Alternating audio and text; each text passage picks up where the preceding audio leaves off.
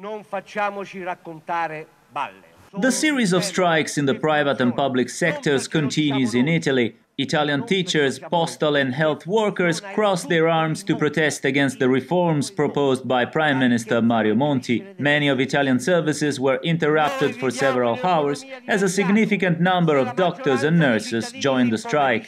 Mail delivery was also interrupted as university and primary school, middle and high school studies. After the go-ahead of the lower house on Friday, in the coming days the Senate is likely to approve Monti's package of measures that include tax hikes and an overhaul of the pension system and the labor market.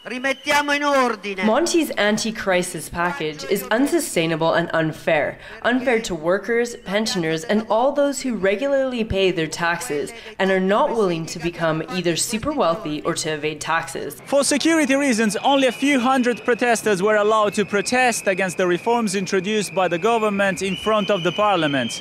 They are worried, angry and don't trust politicians anymore.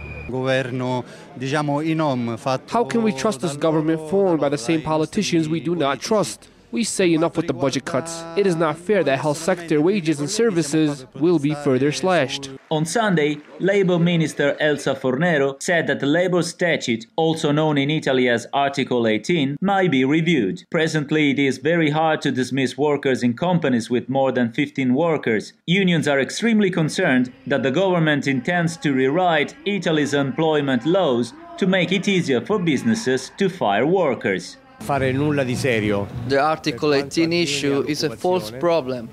This government wants the Italians to believe that the incredibly high levels of youth unemployment are due to the fact that it is not possible to dismiss permanent workers. Their arguments are totally misleading. The truth is that a serious economic development plan is needed now. A growing number of Italians and many financial analysts believe that Monti's austerity package contains mostly recessive measures that will not allow the Italian GDP to grow as much as it is needed to tackle the crisis, and that the new package will have to be implemented to introduce measures of economic growth next year. The government, after having far too easily won the support of the vast majority of members of parliament, will have to deal with the disappointment and anger of millions of Italians. Max Civili, Press TV, Rome.